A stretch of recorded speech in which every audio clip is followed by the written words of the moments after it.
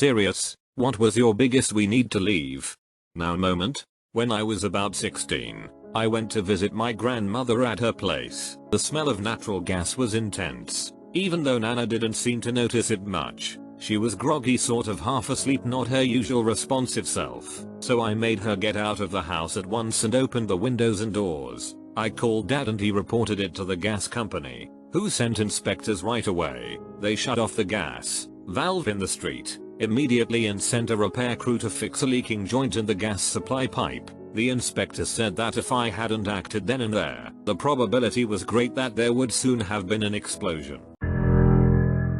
Probably 2 months after my wedding, I invited my then best friend, maid of honor, to a party my husband and I were going to. She agreed. Sometime into it, I'm drunk and in the pool and my husband swims out to me to tell me she just asked him to sleep with her. I have never sobered up or left somewhere so fast.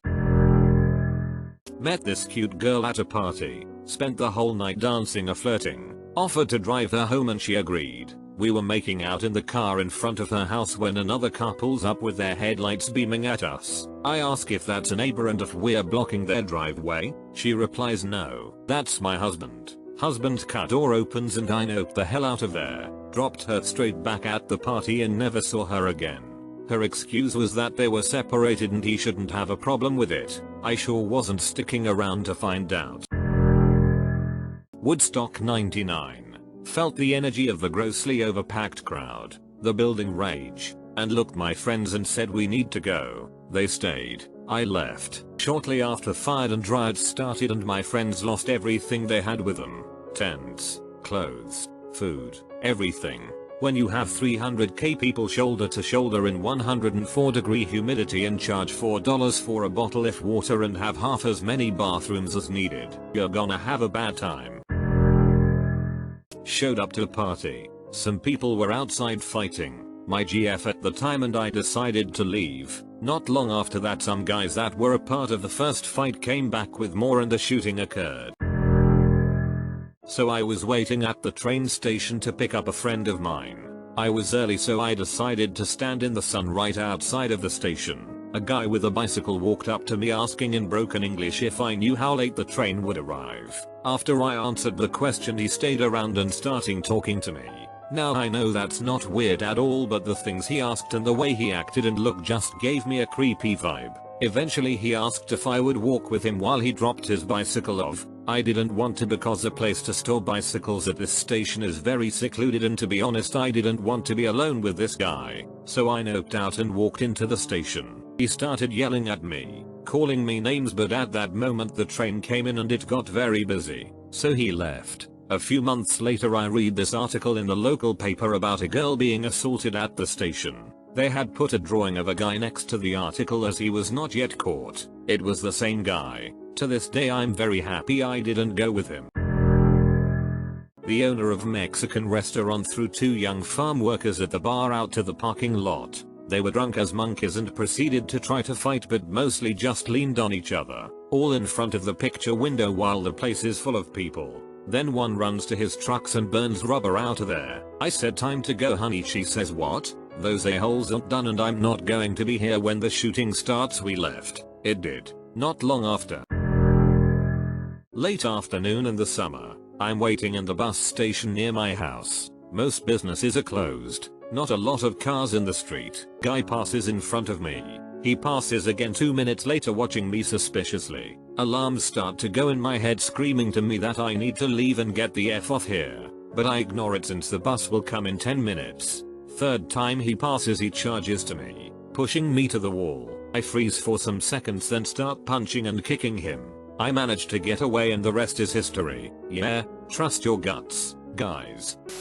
My friend and I, both females, met up our first time back home from college. It was a surprisingly nice day outside in the middle of winter, so we decided to get lunch and eat outside. We found a park that had no one there and were sitting at a picnic table catching up when I see a scruffy looking guy in a large work van with no rear windows pull into the parking lot. I didn't pay a whole lot of attention to him at first, but I noticed he was moving around the outside of the van for a bit and he kept looking our way. He finally walked down the sidewalk toward us and passed by our picnic table and walked around the backside of the restroom building to look down the hill on the other side of it, very obviously casing out the place. He walked back to his van and me and my friend were discussing what we were going to do while I watched him open up the back of the van and start digging around it. He made a call on his cell phone and a few minutes later another male pulled up in a different car. He got out and started talking to the first guy, who not very discreetly pointed our direction. They immediately started walking toward us and my friend and I scooped what was left of lunch and fast walked out of the place while keeping an eye on them.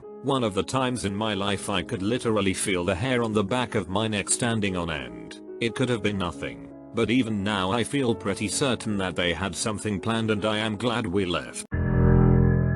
A friend and I were exploring an abandoned hospital, and the way it was set out was via a bunch of joined buildings. All the windows and doors were boarded up aside from one place where we could squeeze in past a loose board, and the layout meant that once we were in through there, we had access to pretty much the entire main building. Obviously it was darker than dark in there, and we have to remember which wing we'd come in from. We had flashlights so it wasn't too bad. But then we got to this room where there was a lot of cool stuff left behind. Beds, filing cabinets, etc.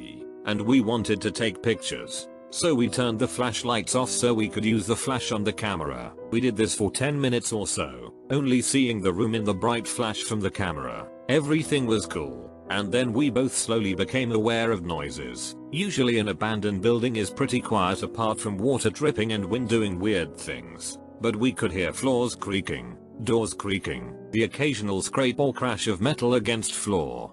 Basically it sounded like someone was blundering around in the dark. Now, the layout means that in order to get back to where we came in, we have to walk back towards the noise. There's only one route. We're getting freaked out so we start moving back through the rooms, stopping to listen all the while. Finally we get to the side hall that we came in from, and we bolt to the door at the end, finally risking turning the flashlights on and making noise. It's the wrong effing door. We stand there, listening to the footsteps get closer. We're frozen, standing in the dark, totally cornered. If whoever or whatever is making that noise comes down this short hall, we're effed. We wait and listen, holding our breaths. The scraping and shuffling approaches, slowly comes past, and then fades. We wait a bit, and then creep out of the hall and into the main building again. Carefully we move one hall over, where we can see a sliver of light from the loose board. We quietly make our way towards it. Then we hear an almighty scrape and bang behind us, as though someone tipped over one of the huge metal filing cabinets. It was loud. I yell time to go, and we sprint for the door, and there are clear footsteps right behind us. We launch ourselves through the loose board and down the overgrown path. Before taking a quick look back, we can't see anything through the small gap, but we do not stick around to see if that changes. Your comment made me want to both explore an abandoned building and not explore an abandoned building. I've wrote about this before. I was in a mall in Indonesia. Two tourists seemed to be having problems communicating with the cashier at a bookstore, so I helped translate. They wanted to buy me drinks to thank me. Told them it's not necessary, I have to get back to my mom soon. They told me to meet them for dinner. Told them I have to have dinner at home.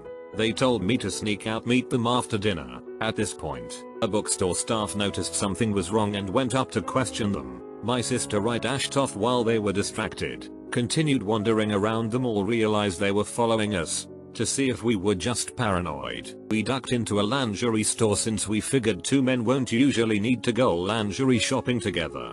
They followed us in, ran so quickly back to the jewelry store our mom was at. The store had intimidating security guards. I guess that stopped those guys. I was 11. My sister was 10. We were playing hoops in a bad neighborhood. At some point one of the guys we were playing with got real nasty with the boys leave now. We ain't effing with you need to leave. Real aggressive etc. I had noticed a black BMW circling around the playground but nothing much else. All his friends started insulting us and pushing us etc. Which was weird, we were playing with them every weekend. I had given free tutoring classes to one of their brothers. We left, pissed. That was a damn good playground, and it felt special to play with the thugs, us being with the nerdy boys. Well, 15 minutes after we left, the black BMW shot at them, multiple casualties etc. My friend invited me to a seminar. Everyone would dressed in white shirt and black pant with black shoes. I was odd one out in here, for some weird reason. They were praising founder as if he was some kind of god. When I went into the auditorium, they were showing how these 17-year-olds were earning 200,000 rupees in a month, which is heck of a lot in India, translated to about $3,500, with their own bikes, cars and like that. Then it dawned upon me that this is eerily similar to one of the biggest scam that used similar business model about 7 years ago at the time. I really wanted to move out ASAP. My brainwashed friend was sitting a few row behind me. All of those involved in this marketing were required to do so for weird reason. It was cringy at best and exploitative at worst. Never caught up with him ever since. It was early 2019 and I was with my girlfriend at the time walking through the woods near my house as we often did. We were having an intense argument over something stupid when I noticed something through the trees off the trail to where we were walking. It was a man wearing a dark top and blue jeans. People came in this woods all the time, but what was weird is this man wasn't on any trails, he was in the middle of the overgrowth. I told her to shut up. I know, bad idea especially in an argument, and she just got madder at me. I told her again and told her to look in the direction I was looking. At first she didn't see what I was talking about, so I told her to look for blue since the man's jeans stood out the most. Then she saw him. A man walking through the overgrowth following us. I didn't know who this guy was, but he looked older. Still, I wasn't taking any chances, especially with my girlfriend there, so I told her let's go, we have to leave, and we walked faster. The trouble was we were in the middle of nowhere and far from any exits, and to be honest my girlfriend at the time wasn't exactly physically fit, so walking fast was hard for her. We walked as fast as she could and I kept looking behind us, and that old man was still following us in the overgrowth, obviously trying to remain hidden. We ended up leaving the woods and never going back there together. I've been back there many times since alone and have had a few strange encounters with another person that looks kinda like the old man, but I can't say for sure it's the same guy as he is always watching from afar. He never does anything besides follow from a distance, but I've seen him a total of 3 times. Spooky. I've told this story before, but it's been a while and may just get buried, but here goes. I was out in the country late at night taking some long exposure photographs of the Hale-Bopp comet as it approached the sun, which was marvelous by the way. I had driven out of town and just picked a dark, empty farmer's field to set up, nice and dark. I'm out there for a couple hours when I get this massive feeling of I need to leave now. I pack up my camera, tripod and lawn chair, throw it all in my car, get in and start the car. When the lights of the car come on, I see the wolf that was sitting 20 feet from where I was positioned, just sitting there staring at me. I've never gotten bigger chills in my life. Visiting Kowloon in Hong Kong. I ended up walking all day until my feet were killing me. It got dark outside and I was tired, so I decided to drop by a decent looking bar for a drink and a moment to rest my feet. It was all empty except a group of serious looking local men in suits. They kept leering at me the whole time. The most awkward beer I ever had. None of them said a word, but I got the message. You are not supposed to be here, Guelo.